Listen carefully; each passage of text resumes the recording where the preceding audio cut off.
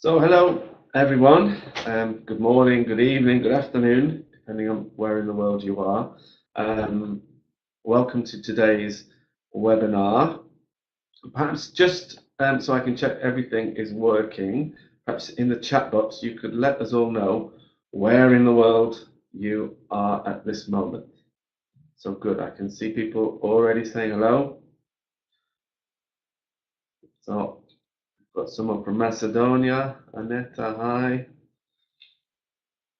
Quite a few from Spain, Kazakhstan, Iran, Russia, Ukraine. So obviously teacher well-being is an important topic across the world. So quite a few from Kazakhstan today. Good to see you all there.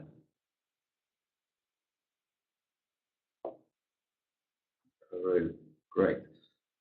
So I'm here. My name's Mike. I'm the teacher training manager at Macmillan Education, and I'm here in our London offices. So thank you all very much for joining today.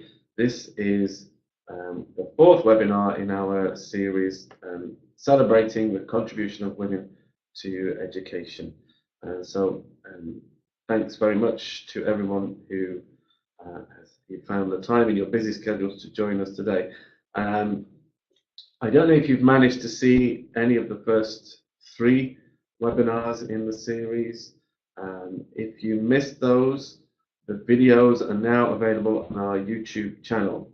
I noticed this morning that we've already had thousands of teachers check the video. So please have a look at our YouTube channel if you didn't manage to attend the first three webinars, or indeed if you did attend and you want to see it again.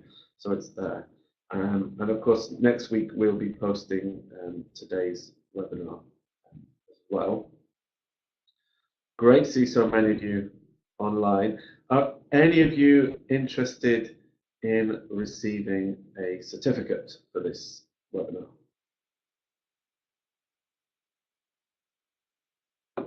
Yes. Well, because I work here, I've already got mine. So there you go, look. Don't worry, you will get a certificate for attending, and we will send it to you in the next 2 or 3 days by email. So this will be our special Christmas present to you. You will get a certificate delivered by email. So you don't have to do anything. Because you've registered for today's webinar and you're here with us, you'll automatically receive the certificate. So thanks for joining us, and again, thanks. I know some of you have attended all of the webinars. The next webinar in this series will be in February, but we do have a new series launching in January as well. And on the 23rd of January, we'll have a webinar from Matt Hayes, all about global citizenship. So you may have heard reference to global citizenship, but if you want some insight into what global citizenship is, then that will be on the 23rd of January. And if you go to the webinar page where you registered for today, you can register already for Matt's webinar in January. So you may be able to tell, and this is one of the advantages of a webinar. I'm full of a cold at the moment, and of course, if we were doing this face to face, there's a risk that I would all be might be passing my cold on to all of you. So this is one of the advantages that we're here doing this virtually. So just to save my voice, I think it's now time to invite Sarah to join us. So Sarah, if you're there, if you can put your microphone and webcam on.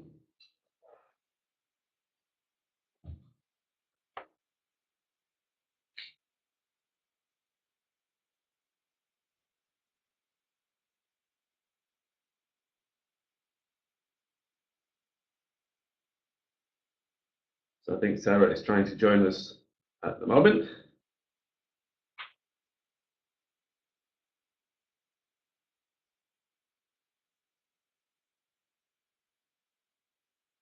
Great to see you. So Sarah, we can't hear you at the moment.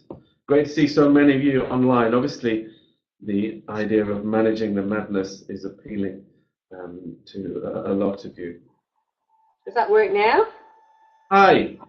Hi. Hi, Sarah. We see and hear you now. So I'm sorry about that. I switched it on and then just switched it off again and switched it on again. It was like what you have to do: power it down and power it up, and it'll go again. Hi, everybody. Nice to see you. So it's my great pleasure to welcome Sarah here today. We're really lucky to have her as our guest, and I know you're all going to love this webinar. So Sarah is a professor of foreign language teaching at the University of Graz in Austria, where she's the head of ELT methodology, the author of many books on the psychology surrounding language learning, and she is going to help us manage the madness. So Sarah, thank you very much, and over to you. Great. Thank you so much, Mike. Okay, so let me just zap through a little bit of the slides to get to the beginning. So here we are. It's nice of you to join me. Thank you for coming. I'm not sure if it's good morning, good evening, or good afternoon, depending where you are, but I hope you're having a good day. So what's the most valuable resource we have in teaching? We've got lots of tools and things that we can use. Just put in the chat box, what do you think is the most important resource that we have in teaching that we can use? Let's see what your responses are. Jessica, that's cheating. Nice to see you, Jessica, by the way. Yeah, all of these things, but a lot of you are that, yeah, I agree with those colleagues, patients, very good. I agree with all of these things. They're all important, but fundamentally, you're the most important resource. Teachers are the most important research in teaching, and that's just not my personal opinion. That actually comes from a lot of studies, particularly the meta-studies that you know about probably from John Hattie, and what his work done, whether you get into the sort of mechanics of it, is he highlights just what an important role teachers have, just how influential they are for what happens in the classroom, how they teach, and how learners respond to that. So isn't it strange that we don't spend enough time talking about us as individuals? That we know that we are the most important thing that happens in the classroom, and yet we don't pay a lot of attention to our well-being and to how we're getting on. So the whole of today's session is based on this premise. And the premise is that teachers' well-being is the foundation of good practice. Now, for many of us, that might feel a little odd. So it may feel a little like there's a little sense of guilt about looking after yourself, that actually there's a lot of other things, such as the learner and their well-being, that we should attend to first. But actually, it is my belief that when we look at our own well-being, it's not selfish. It actually puts us in a position to be the best possible teacher that we can be. So the whole of today's session is about looking at your well-being as a teacher, not as a luxury addition, not as some indulgence, but as actually the fundamentals and foundation of what makes good practice. So this is an outline of what we're going to talk about today. We're going to talk a little bit first about what well-being is, just to explain what we understand by it and the approach that I'm taking. Then we talk a little bit about why it's important, particularly for language educators, what some of the issues are. And then we're going to have primarily a very practical session. We're going to look at 4 different areas where we can attend to our own well-being. The first about how we can reduce and manage our stress. Second one, how we can promote more positive emotions. The third about how we can manage our time more effectively. And then working on our work-life balance. And I'll discuss some of the issues with that terminology a little bit later. So what is well-being? We've all got our own understandings of it. And I've taken 2 dictionary definitions because they help me to highlight some things that are important that I kind of want to point out. The first one is an Oxford Online Dictionary, and it's defined as being the state of being comfortable, healthy, or happy. Well, I get rid of the or, it's all of those things. So it's about feeling comfortable, it's about being physically healthy, and it's also about being happy and feeling satisfied with your life. The health is important, and we'll come back to that a little bit later, in that our mental and physical well-being are tightly interconnected. You can't separate them meaningfully. And they both influence each other in both directions. So we'll come back to that a little bit later, that well-being is also about our physical well-being. Now, there's a term, professional subjective well-being. So for those of you who maybe have a little bit more interest in the research side of things, this is one of the terms that's been used in a lot of the organizational literature that's been looking at the psychology of well-being. And the reason I've chosen it is for some of the terminology. So it's got 3 components. It's having job satisfaction, so being satisfied with your job, finding meaning, finding purpose in what you do. And we'll come back to that again in a moment. It's a lack of negative emotions and a presence of positive emotions. Now, this is important. It does not say no negative emotions. So well-being is not about denying negative emotions. It's not about saying we get rid of those, because negative emotions can be quite important. So think about it with learners. Some learners, if they don't do very well in an exam, for example, if they get a bad result and they're disappointed and they're it can actually boost their motivation. So when we talk about emotions now, we tend not to really talk about them as positive and negative, but we tend to talk about them more in terms of what function do they have for a person at a moment in time. So when we're talking about our well-being, it's not about some kind of happyology. It's not this idea that you make some sort of imaginary happiness that's unrealistic. It's about saying that overall, we want the balance to be more towards the positive emotions rather than the negative emotions. But the negative emotions are part of life. That's how it is. And it's about learning to manage those, regulate those, and work with them in a way that makes them more effective and not so threatening. And using the positives to get that ratio right. But I'll come back to that again also a little bit later. But I wanted to sort of outline that's part of the notion that I'm taking from. The second basis that I'm taking is the notion of PERMA plus V. PERMA is a framework for understanding well-being that was designed by a man called Martin Seligman, and he's sort of considered to be the god of positive psychology. And what his work is about is that in psychology, there's this idea that we take a more deficit view of people's psychology, so looking at what's wrong and how to make it better. And PERMA is about saying, what is it that make people flourish? How do people enjoy life? What are the signs? What are the things that when everything's going right in somebody's life? What's that about? And this is the model that he has created. And the reason, you don't have to get too caught up in it, but the reason that I'm showing you this is that it's not just about emotions. It's about the different aspects that contribute together to create well-being. So I'll just go through what they stand for.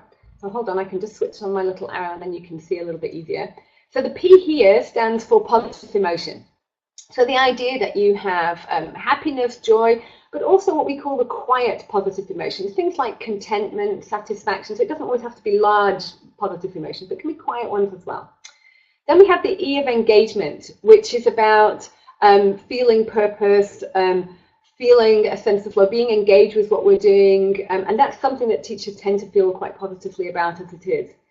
Then we have the notion of relationships, finding that we have connections with others, social connections, meaningful relationships, finding that we have support. I'm going to skip over the V and I'll come back to that in a moment. The M of PERMA stands for finding meaning, purpose, feeling fulfilled, having a sense of passion about what we do. And the A refers to achievement. Now we have to be careful. It's not achievement as in the material sense. It's achievement as in accomplishing goals and things that are important to you, things that you want to achieve, things that are of value to you. And the reason I'm showing you this model is to understand that it's not just about positive emotions. It's a more eudaimonic view of well-being, which means it's about having a sense of meaning and purpose and having social connections. It's a broader understanding than just thinking about positive emotions. The V was added a little bit later and is very important in this. So the PERMA was developed and it's got this sort of social dimension with relationships, but it's quite about the individual psychology. The vitality was added in that we understand that our psychology is embodied. It's about if you have got physical well-being, it's likely to affect your mental well-being positively. And we know that if you have high mental well-being, you're likely to also improve your physical well-being. The two are very tightly interconnected. So that's the sort of background that I'm taking it from, so that we don't have a naive understanding of what well-being is. It's not just about being giddy happy. It's about having balance. That's the right kind of thing. I would agree with that. It's about finding social connection. It's about finding meaning and purpose in what we do. So let's move on.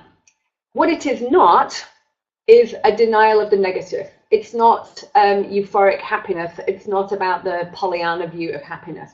It's not about stamping on negative emotions and saying they have no place in life. That's unrealistic. It's about finding that balance, but finding the positive focus, which I'm hoping I'll help you do later. So we've got a poll now to just get a view from people about how much attention, how much explicit attention do you pay to your well-being. So let me go into the other mode. Here we go. This gives you a chance to vote now. If you want to, I don't know if I have to do anything else. Is that it? Does it work? I don't know if you're voting and I can't see if you're voting. It works, good. Okay, thank you, Michelle. Keep having a vote, and then I don't know when I will end this. I'll just give it a minute or two for everyone to get a chance to vote. I don't see any numbers or anything, so I can't see how it's going. Thank you, Susanna. It's really hard. I can't see anything, so I'm not sure. Thank you, Jessica. Okay. Let's give you a minute to have a vote and let's have a look-see. End the survey. I'm hoping that the results will pop up. Okay, thank you. Oh, I participated in the survey apparently. I don't know if there's anybody from Macmillan watching that can guide me back if I see the results anywhere. Okay, I can't see the results, I'm afraid, and I don't know if there's anyone at Macmillan listening that can put the results up or that can see the results, because I can't find them. Ah, there we go. Thank you very much. Thank you. Okay. Oh, okay. So it's a bit of a spread. So there's not many people saying that they spend a lot of explicit attention on their well-being. The majority of people are in the some. There's some saying quite a lot. So if you add that together, it's not too bad. And the none at all, we're going to work on you today. We're hoping that you'll go away with a little bit more attention to your well-being, and the same for the very little category. We'll do our best to sort of help you get back to that a little bit later. So one of the things I do want to say before we proceed is there is no reason for anybody to be embarrassed or feel shy if they have got a sense that they're approaching a sense of burnout. This is a 45-minute webinar. We cannot possibly achieve big changes in 45 minutes. We can set you on that journey, but we can't make big changes. If you have any concerns about your well-being, please don't be shy or embarrassed to seek professional help for it.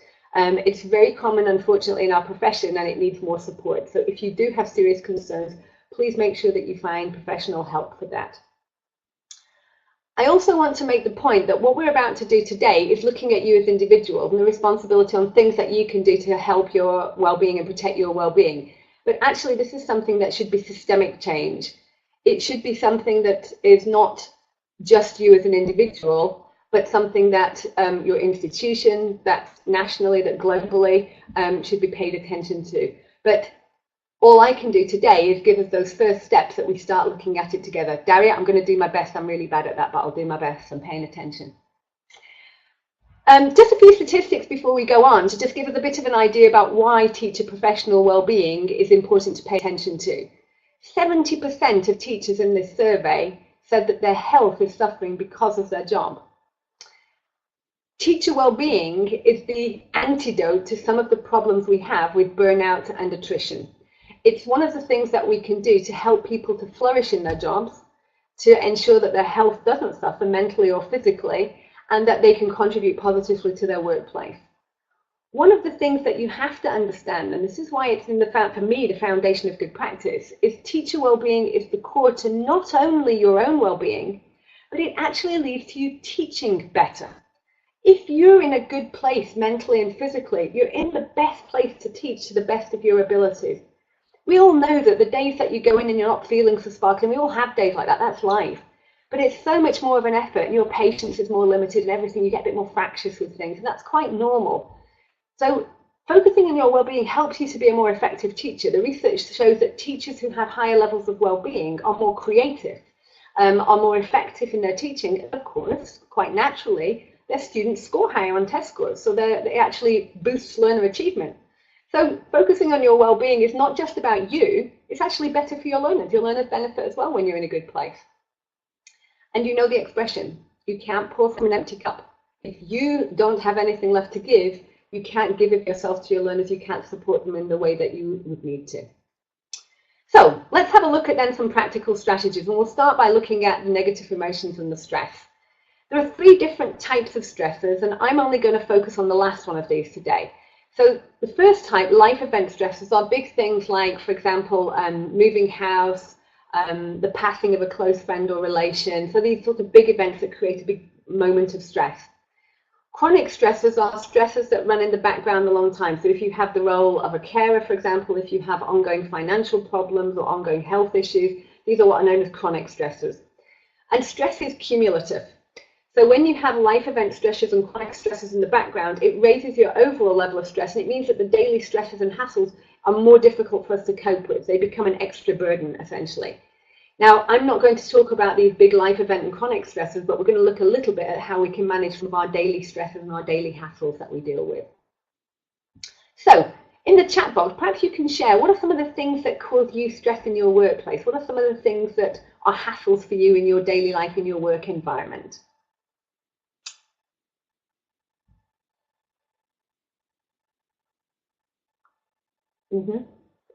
Management, bad behavior, learner behavior, yes. Colleagues, deadlines, paperwork, weak students, time pressure, administration, paperwork administration, marking, paperwork, more paperwork, all comes. Yes, students, attitudes, time pressure, traveling, no time for yourself, time limits, paperwork, lack of time, more paperwork, oh my goodness, paperwork, yes, that's a strong theme here. Time pressure, more time pressure, colleagues, workload, sleep problems, we'll come back to those as well, yes, that's a huge issue. Pressure to be high energy all the time, yes, that's very much related to something called emotional labour, Luke, and we'll talk a little bit about that in a moment as well. Okay, so when we did some research, these are some of the things that came up.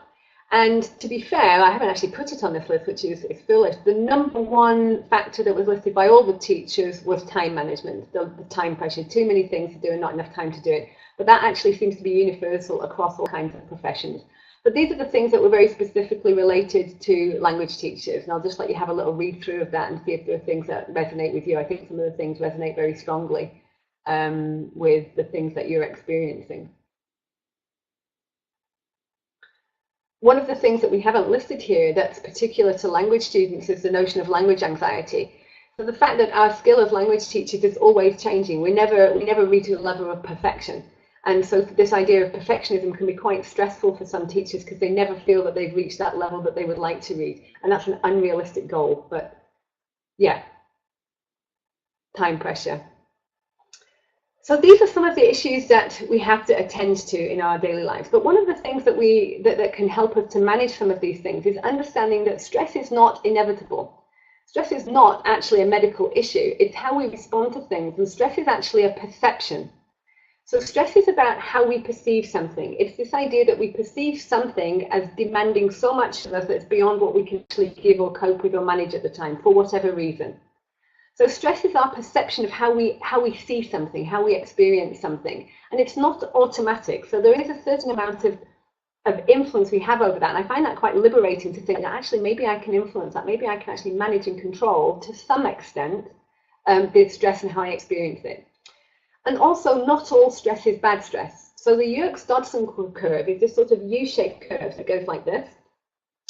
And it's the idea that the first part of that is where actually stress can bring out the best in us. So when we've got a certain amount of stress, a healthy amount of stress, it can actually motivate us and keep us on our toes and keep us kind of bringing out to optimum performance. But when it tips over onto the other side of the scale, then we get into that stage where we get too much stress and we're finding things difficult to cope with. And then our performance actually suffers because of that. So it's about finding that right kind of pressure. So it's not no stress at all. There is no such thing as no stress at all. And definitely being a teacher, there's definitely no such thing as no stress at all. It's about the amount of stress that you feel comfortable coping with that brings out the best in us, basically. So one of the things that the first question we can do is we have to identify our stressors. So this was one of the questions that we had earlier is you have to look at what it is, and that takes some time. And sometimes if it's not immediately obvious to you what it is, you need to sit back and have a reflect on that and have a think. Maybe write down what moments you notice that you get stressed and what are the things happening at that moment in time. And see if you can start to identify what the stresses are. Excuse me. And then the question is, what's in my locus of control? What can I change? Is there something that I can change about that? And sometimes those things that we have to change are not comfortable. Maybe it involves having difficult conversations, but it depends on how important that becomes to us. Is there something that we can or are able to change about it? And if there is, then we have to take steps to do something about that. The other option is something known as cognitive reappraisal, cognitive reframing. And that's that if we cannot change something, if it's something that is beyond our control, we can change the way that we think about it. Now, I'm not suggesting for a moment that this is easy, but it is something that we can do to try to help ourselves if this is making us stressed. But this positive effect from cognitive reappraisal only functions if it's truly out of our control. So our subconscious knows better than we do that if in fact the stressor is something we could control, trying to reframe it doesn't work. It won't be effective because our brain knows that actually we could do something about that. So this only works when we can't control it. So one of the things that I've done, for example, so when I've got no patience at all, and when I'm waiting for buses and trains and they're late, I'm terribly impatient and I get terribly fractious. And I used to get very impatient when a train would be delayed. And I developed a strategy where I said, you know what? This is luxury time, and every time a train is late, that time I'm allowed to read a book for pleasure. So I always have a book with me, and if I find that my train is delayed by 20 minutes, that 20 minutes becomes luxury time for me, my time, and I'm allowed to read whatever I like to read in that time. And that actually suddenly changes it from being a stressful situation to actually being quite a luxury situation. So you can change the way you frame something. I can't change whether the train is late, but I can choose how I react to it. That's something that's within my control. And this, I think, is a fantastic statement. And this, I think, is actually the key and something that I need to pay attention to myself as well. Many of us feel stressed and get overwhelmed, not because we're taking on too much, but because we're taking on too little of what it is that really strengthens us. So we tend to often be stressed by things that are draining us of energy rather than things that are giving us energy. So doing lots of things that we find we get a lot of positivity out of, that we get a lot back from, that is a thing that actually can boost us and that can act as a counter, as a buffer against stress. And that takes us to the next point. Looking at positive emotions. So well-being is not the opposite of stress, and health is not the opposite of sickness. They're not opposites, but they can be used different ways. We tend to talk about coping strategies to deal with stress, and a lot of the research, a lot of the sort of self-help books up until the movement of positive psychology focused on how to deal with the negatives, how to counter the negatives. But when we understand that definition from earlier on about the fact that it's the ratio of positive and negative that influences our sense of well-being, then you realize that it's not just about coping with the negatives, it's about boosting the positives, making sure that we have more of those positive experiences, building on our strengths, finding ways to utilize things we're good at, and having those experiences of uplifts and positive experiences. So it's not just dealing with the negatives, it's boosting the positives as well to create a little bit more balance and a little bit more ratio. So let's just get a sense of how you feel. Do another poll. What would you say during an average day at work, an average day teaching, would you say that you experience more positive or more negative emotions? Let me go out of here. I have to go to a different screen. Let's see whether you experience more positive or more negative emotions. And if you can just type in the box, one of you, and just let me know if it's working okay, and then I can just see, because I don't have any feedback, so I can't see. If you could just, when you voted, just let me know that it works. Thank you, Maria. Thank you, Luke. That's great. I'll just give you a minute or two to vote, and then we can have a see. I'm really hoping for everybody to be experiencing more of the positives, but we'll see. You all chose to attend a session on well-being, so it suggests that we're all here because we need to have a little bit of a boost in that department, perhaps. Oh, okay. Yes, Henry, you have to press submit at the bottom. That's right. Sorry, I perhaps should have pointed that out to you. Oh, and Samantha, keep delighted. Such a good thing to say. It absolutely is true. We'll talk a little bit how to do that in a moment. Luke, that's great. And hopefully, Luke, if you're in a leadership role, this is so important. If you attend to your well-being, Luke, you'll be able to influence your staff, and hopefully you'll be able to help them focus on their well-being, and all of that will filter down to the students in the end. Good, yeah. Thank you, Ismail. Okay, let's have a look, see. Do you think it's time to finish? Okay, shall I end it? Thank you. Oh, great, the results up. Fabulous. Oh, okay, so that's quite a nice spread, isn't it? Well, I'm really glad to see not too many people in the very negative department, so that's good. And it's great because actually teachers usually love what they do. And it's sort of a little bit of a double-edged sword. We are passionate about teaching, we love being in the classroom, we love being with learners, and there's a lot of positivity we get out of that. So yes, teaching learners can also be stressful sometimes, but it's also one of the very positive experiences we have. Good to see that it's more positive, half and half, but I think generally more in the positive category, which is very nice to see. That's fabulous. So positive emotions are important for different reasons. Now, many of you will, of course, know Krashen, and he was there way before us, despite the critiques about all kinds of things. But Krashen knew that the emotions acted as a filter to how we process and how we think and how we respond to things. And negative emotions tend to create this sort of fight and flight. So it tends to narrow our perspective, narrow what we're doing, and it puts us into a bit of a defensive protective mode, understandably. But positive emotions have the other effect. So positive emotions, what they call, broaden our attention. So when we're experiencing positive emotions, we are more open to new experiences, we're more willing to take risks, be creative. We have a more broadened cognition. Our cognition is open to creative links, creative people, linking with other people, more social. Through that, we build resources, which means that we get new experiences, we get new tools, we get new ideas, and that actually all leads to this kind of positive spiral. So positive emotions don't just feel good, they actually enhance our cognition, enhance our social interactions, and actually lead to increased and boosted positive experiences and start this positive upward spiral. So, right, that slide shouldn't have had those pictures, that text on it, but let's see in the comment box. I wanted to ask you what some of the reasons where you love your job. So you've become a teacher for a reason, or you're a trainer now, or you're a leader in a school, or what are the reasons, what are the things? So here's some examples that came out of the research, but what are some of the things that you get that give you positivity? What are some of the things that you gain about enjoying your job? Let me see in the comment box the things you love about your job.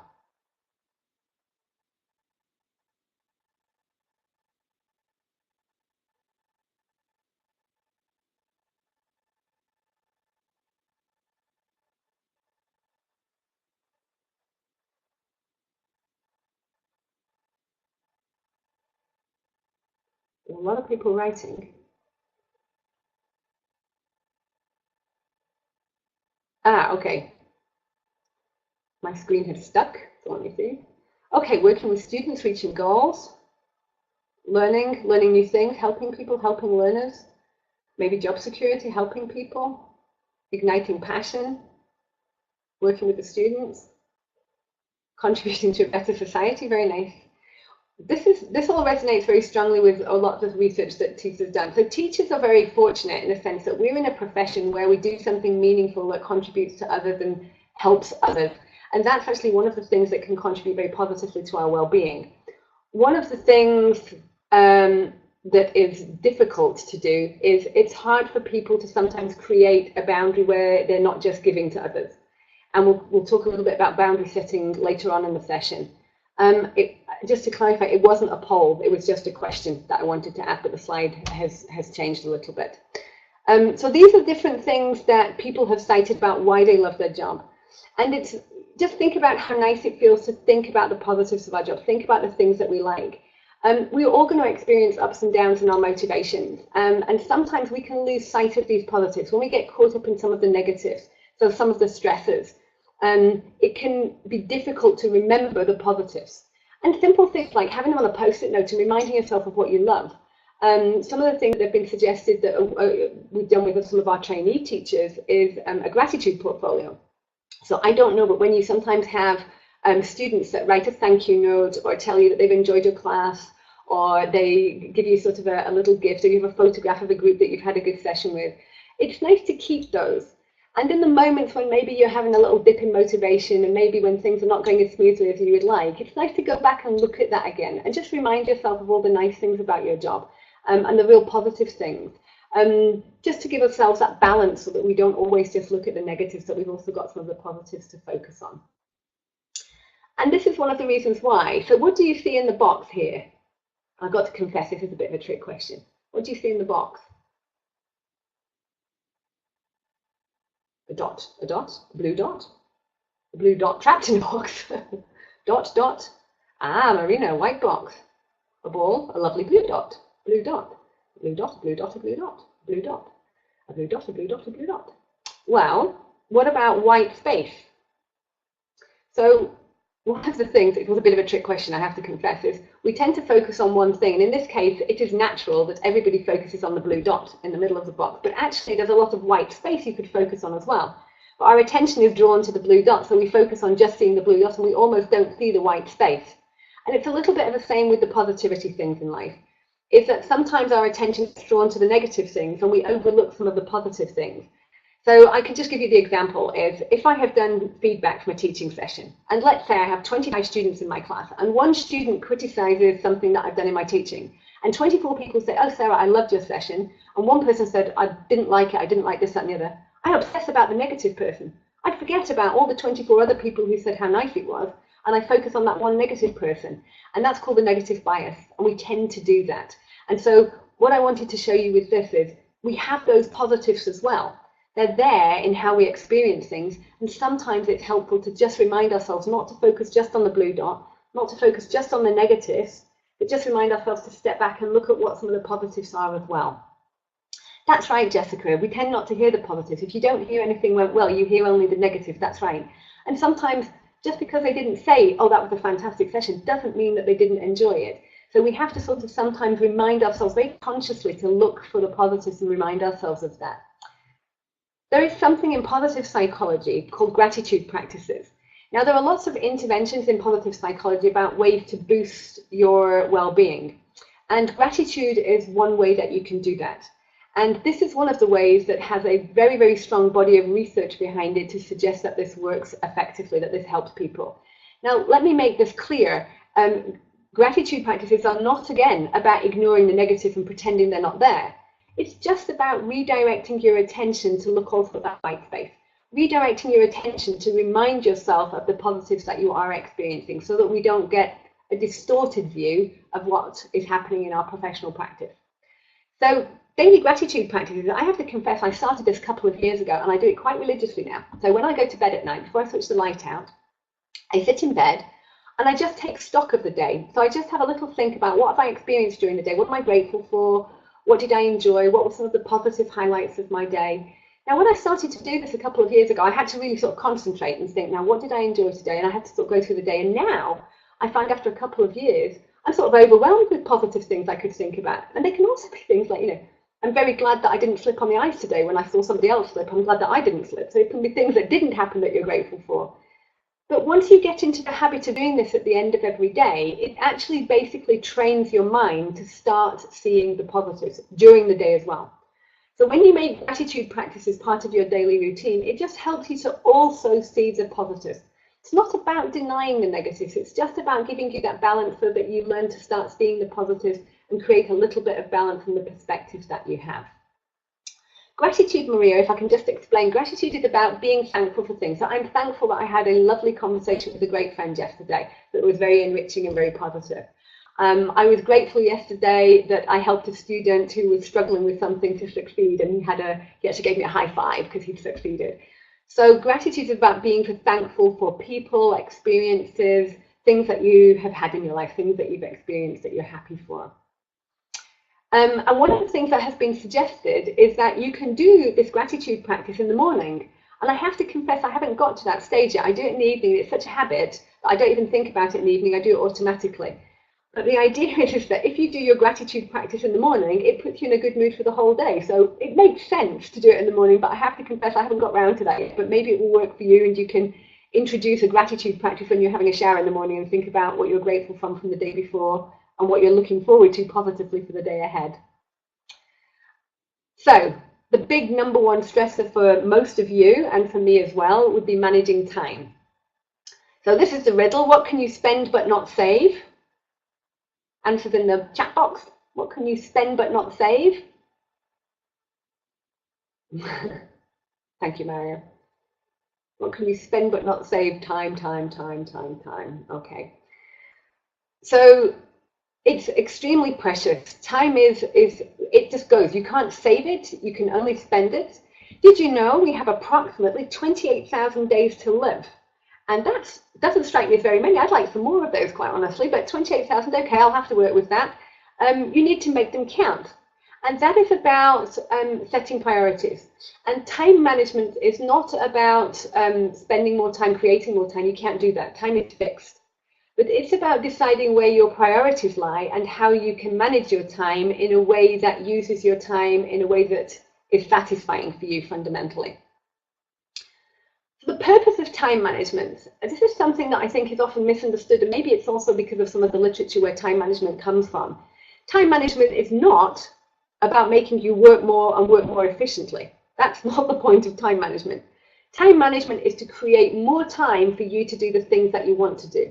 And when we talk about work-life balance, you'll see how important that is about creating time also for your family, for your leisure activities, for free time, for recovering from being away from work. So the purpose of time management is not to make you work more. The purpose of time management is to make you manage your time in a way that allows you to also pay attention to other aspects of your life. So this is another one of those now, this is what the other slide should have looked like. What are your time management strategies? I tend to find that teachers are extremely efficient and effective with their time. What do you do to manage your time effectively? How do you work with your time management? Let's have a look what you put in the comment box. Okay, a to-do app, having lesson plans, planning, to-do lists. Okay, using an app. Letitia, what app do you use? Just out of interest. Planning, to-do list. Making a priority planning list, planning ahead. Planning. Always learning from mistakes, Lucas, always learning from mistakes, I hope. Good, Shane, good for you. Yes, that's very important. Oh, living close to the school, yes, that's a very effective way of it. Being organised, planning your time. Learning to relax, Julia, is very important. Hiding from your emails. Yes, creating boundaries from your emails, we'll talk about that shortly. Taking time for family, loving your profession, so yeah, setting priorities. Oh, the time quadrants, we'll come back to that, Jessica, shortly. I've got something on the Eisenhower matrix in a minute.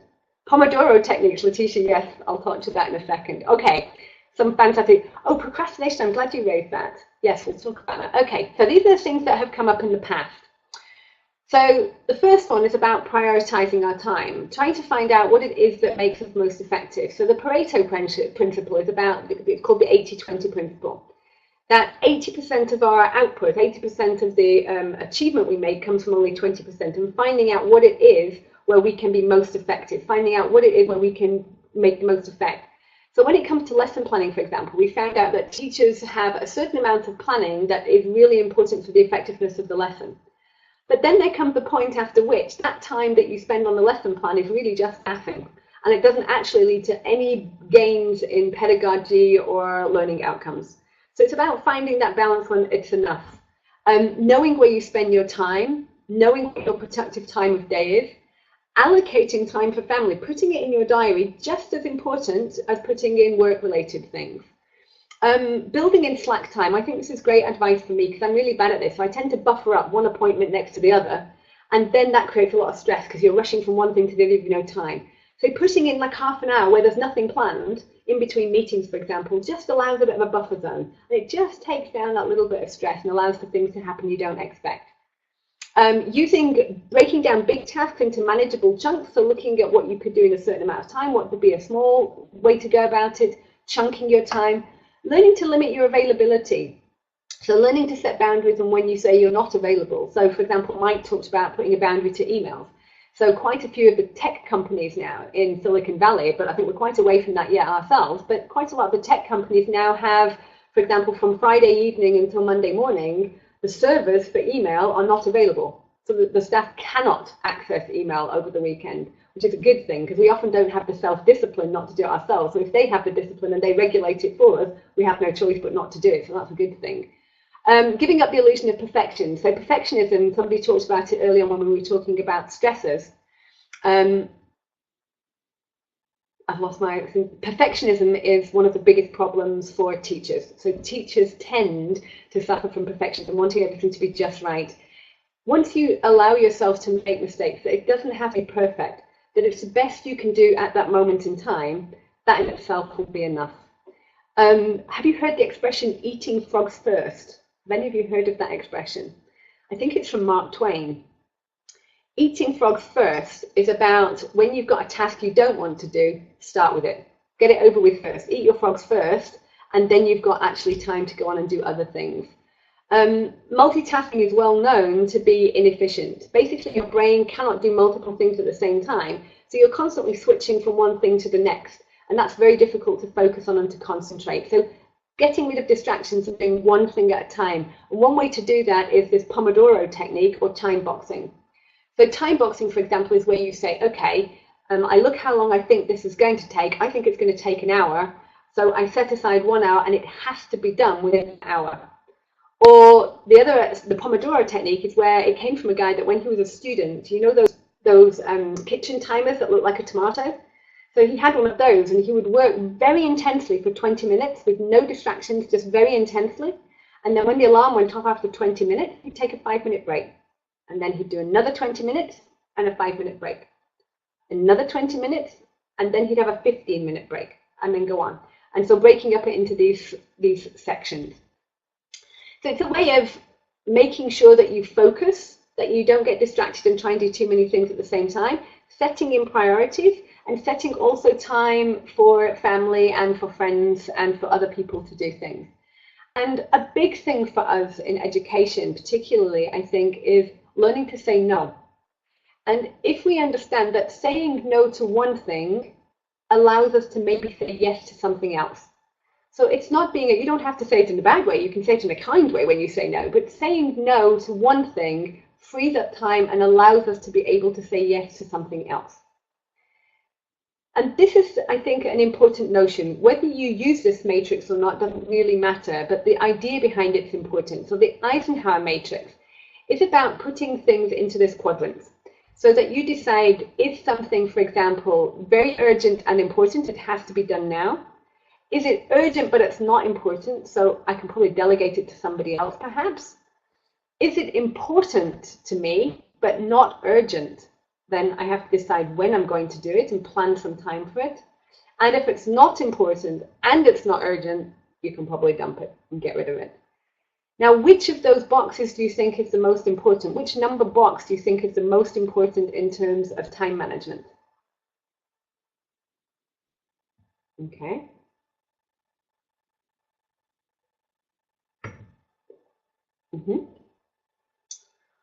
Well, I'll give you my opinion.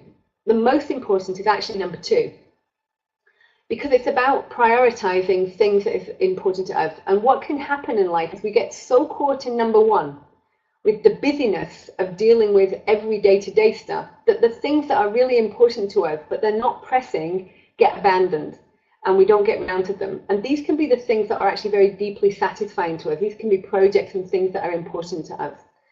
So prioritizing our time means that we are not only reactive. So number 1 box is very typically about being reactive to things that are happening. Number 2 box is about being proactive, deciding where we spend our time, what is important to us, and how we want to go about managing our time in that way. So the last thing that we're going to look at is about work-life balance. And I'm going to tell you why I don't like the term work-life balance. In fact, you tell me, can you imagine why I don't like the term work-life balance? There are 2 things in there that I don't like. Can you imagine why I don't like the term work-life balance? What it is that I'm unhappy with that term?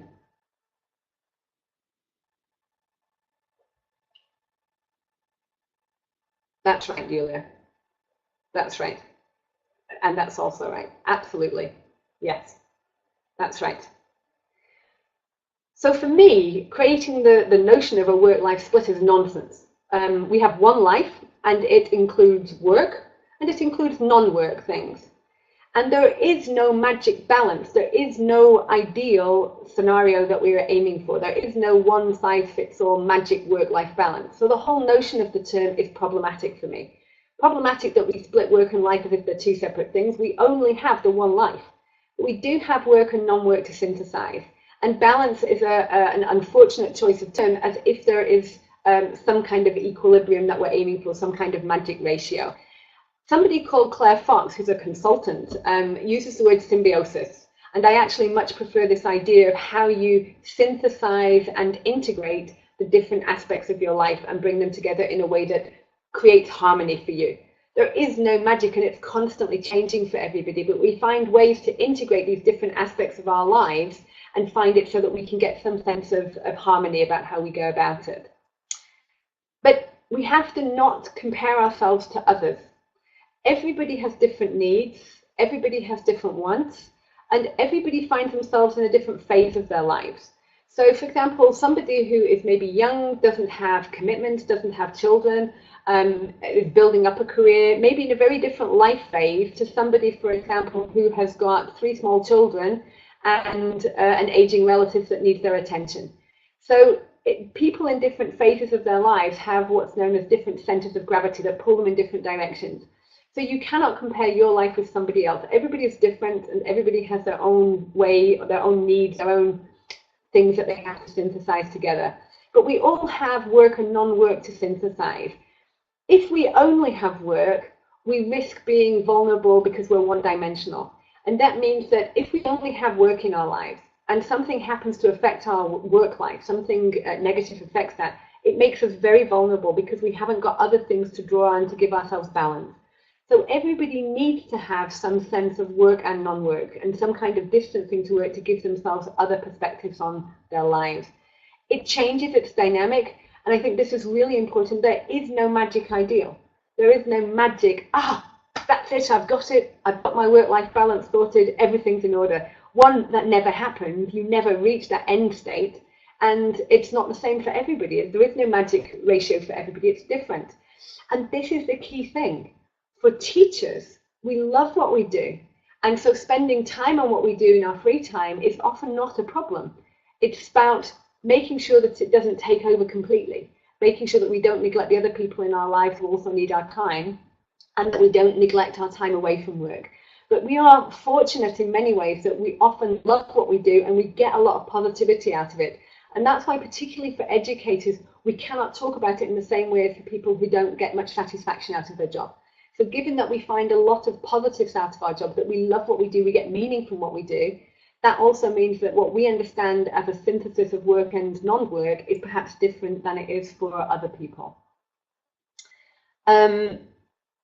Okay, so I was going to ask you, this was another one of those slides that should look a little bit differently. I was going to ask you, what is it you do to recharge yourself? What is it you do to get away from work to recharge your batteries? Perhaps you can put in the chat box, what is it you do to recharge your batteries?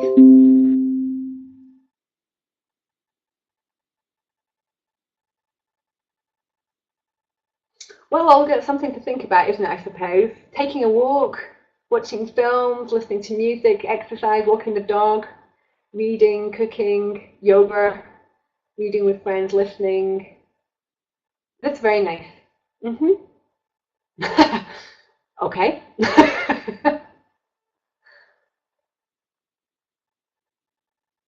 Very nice. Oh, that's an interesting one. Prima bonsai, that's interesting. Well, that's interesting for two reasons. So let me pick up on just two things that I'm going to highlight here. So one of the things we know is that very often when things are very stressful, we often actually withdraw from other people because we're trying to manage other things. But in fact, we get a lot of strength from being with others. So even introverts who need time alone more than they need time with other people, when things are extremely stressful, they also benefit from social connection. Maybe in a different way, but social connection is very important for our overall well-being. No man is an island, as you probably know. Going in the garden is in there because humans are very connected to nature still. So what has happened is through the urban revolution, so societies have become very urbanized, but the human body hasn't actually caught up. So we need to spend time in nature in the countryside. So we've got things here like gardening, going for walks, being in the countryside, going on picnics and so on. And that being outdoors, spending some time in nature is very, very good for our well-being, and it's a great way for us to also recharge our batteries and get other time. Okay, so getting near the end of the seminar, I've got 5 minutes left. Can I ask you to do this now? Stand up. I actually can't see if you're doing this. I'm going to trust you. There's two things to do. Either stand up and walk on the spot for a count of 10, or stand up and stretch both of your hands over your head for a count of 10. I'll do the walking on the spot. Hold on. So stand up and count for 10. Okay. I think that's 10. Okay. Are you done? Are you all energized? Right. Well done if you did that, because that was your first step to boost your psychological and your physical well-being. So what we are going to just talk about briefly now is that our overall well-being is very strongly connected to our physical well-being. So we have, if you remember in the model at the beginning, the PERMA model, we talked about PERMA plus V, which is plus vitality. And we talk about the health triangle. So the health triangle has 3 components. It's the quality of our sleep, the quality of our nutrition, and the amount of exercise that we do. And that putting those 3 things together contributes to our physical health and our mental well-being. And very often, of course, the thing that we sacrifice most is sleep. So that when we're short of time, the thing we cut into is our sleep. But actually, the quality of our sleep is critical to our well-being, to being refreshed, being able to cope, and actually being able to manage stress, and also be able to see the positives and have the patience for that. Nutrition is about the energy source that we take, the energy we put in our bodies, and that contributes to the quality of output, whether that's mental or physical output.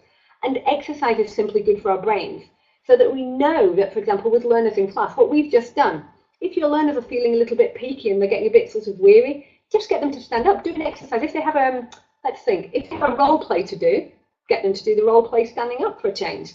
And what it does is it just literally gets the oxygen flowing to the brain. It enlivens everybody a little bit more and gives them a little bit more energy. We spend a lot of time sat down, and the more we can do that's movement, every little thing is contributing to our physical resilience, fundamentally. The final point to make is about detachment. Detachment is about investing in the quality of our non-work time and learning to deliberately rest. Is that we take time away from work and from things connected with work. It doesn't mean that we just have to switch off and disconnect. But detachment is about putting distance between yourself and the work things, thinking about something else for a change. So that might be, for example, if you play tennis. You might really get into a tennis game, so much so that you're only thinking about the tennis game. And that's detachment. That's switching your brain off physically and mentally and deliberately being away from work and giving that little bit of distance. And learning to deliberately rest, finding that you have time to, if you have a little bit of sleep, that's perfectly okay, Marina. A little bit of a tone up can also give you a little bit of a boost to carry you through the afternoon. The last thing to say about this webinar is I hope it's given you a bit of inspiration to look after your own well-being, for your own sake as well as that for your learners. But the last thing I want to say is there's no shoulds about this.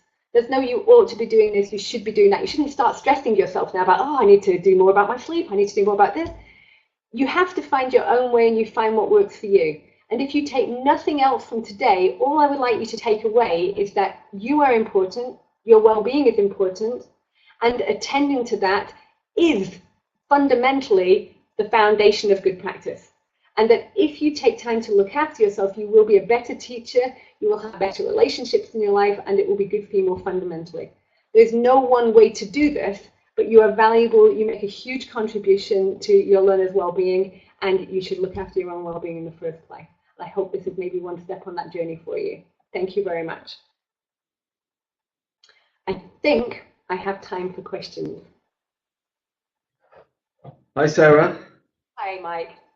Hi, thank you so much. That's a wonderful Christmas present for all of our teachers who've joined today.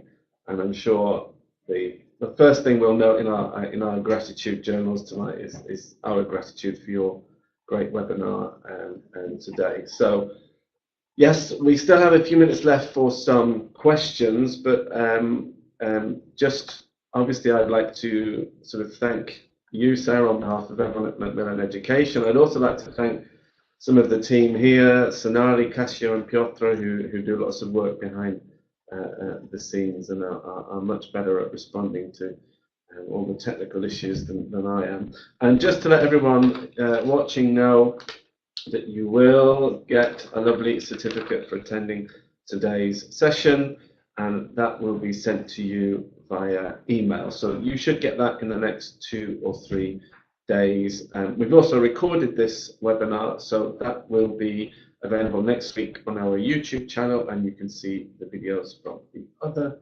webinars. And also, we're going to have a break now for Christmas, but we're back on the 23rd of January. Matt Hayes is giving a presentation on global citizenship. So if you'd like to find out more about global citizenship, please register for that session in January. So, a few minutes left for some questions. Sarah, I noticed one question in the chat box. Yeah. I don't know what your advice would be, but reading. What advice would you give a teacher who feels that they are under stress, but they're not sure what the source of that stress is, why they're feeling stressed? Yes, I think if the only person who I can identify stress is you, so nobody can really, but you can be guided to that through questions. So you might want to sort of sit and talk things through with a very close friend if you've got somebody that you can trust, and that you feel comfortable opening to. That would be one way that you could, through questioning and discussion with each other, open questions, you might be able to start identifying it. Or otherwise, maybe just keep a journal where you note down the moments that you feel stressed and what things are happening at that time, and start to look yourself to see if you can find patterns and identify what it is that's causing you stress or that's leading to stress at that moment in time. The whole notion of stress being a perception means that only you can identify what is the stressor for you. And it's sometimes, the person asking that question is right, it's not always immediately obvious. So it does sometimes take some time and reflection to sit and look, because it's often a series of factors coming together. It's not always so straightforward, but then it's about teasing that apart and looking at which of those could I maybe affect, which of those could I maybe control, maybe I could deal with one part of it and see if that helps. And then you start sort of teasing it apart a little bit. I noticed that a couple of people asked about books that I would recommend. I'm just going to turn my back on you for a second. I'm not being rude, I'm just turning my back on you for a second because my books are behind me. And I can't remember the name of the book that I want to recommend. Oh, there it is. So it's called The Elephant in the Staff Room by an author called Chris Eyre, E-Y-R-E. And that's a very nice, very useful, very hands-on book that I absolutely love about mental well-being and psychological strength and resilience amongst teachers very specifically. So I think that would be, someone should put it on their Christmas wish list. Great. So do you have any more questions for Sarah while she's here? Thank you for your lovely comments, and I hope it's useful, and I hope it inspires you to protect yourself and look after yourself.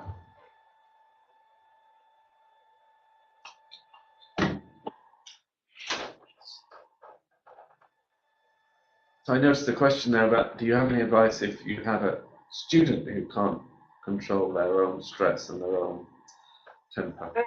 Yeah, that's a very difficult one. So there are quite a few, there are various emotional regulation strategies, but if you've got a student that's having difficulty controlling their temper, they may well need more professional help, and that might be something where the teacher decides to get external support.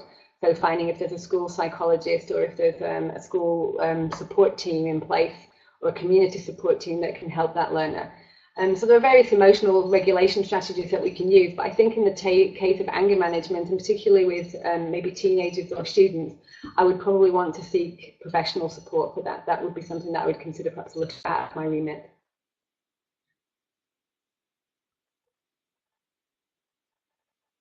Thank you, Alan. That's a good book as well. Some great stuff in there as well. And also, sorry that it wasn't Macmillan. Any advice for lazy colleagues? No. But you can influence them. You can, it's the same within teaching. You can take a horse to water, but you can't make it drink. So finding ways to work around them, or finding ways to try to connect and inspire them, but you can't spend too much of your energy trying to invest in other people's energy. There's a sort of, I think I would want to try to connect and find ways to inspire, maybe team teach or a project that could be done together that might motivate them, that might get them connected. But there's a certain limit to when you say, actually, it's going to cost me more energy to try and boost their energy and get them involved than if I actually find ways to work around them and try to manage my own time and space and let them and work around them in that way. Yes, Samantha. You can always advise your colleagues to join the Macmillan webinars once every 2 weeks and get inspired by our great speakers as well. So Sarah, I think we've had a lot of your time today, and we're very grateful for all the great advice that you've given us. And I know that you're going to do this webinar again for us this afternoon. So I think you now deserve a break, and if anyone liked it so much that they'd like to join later today, you can still register online. So I think now just all that remains is to say a big thank you to you, Sarah, and thank you to everyone who's joined us from all over the world. So and we, on behalf of Macmillan Education, would like to wish everyone happy holidays over the next few weeks, and we'll see you all again very soon in 2019. Thanks very much, and thank you everyone at Macmillan for doing this. Thank you, everybody. Have a good afternoon. Bye. Right, thank you.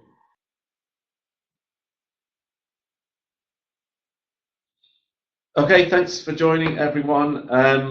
As I say, we will get the videos online next week. Apologies, it does take a few days for us to get those up. We do need to do a little bit of editing sometimes to make sure that the sound levels are good. So it will be on there after the weekend. So thanks, everyone. Your certificates will be sent via email, and I hope you'll join us in 2019 for the next webinar. Okay. Bye, everyone. Thank you.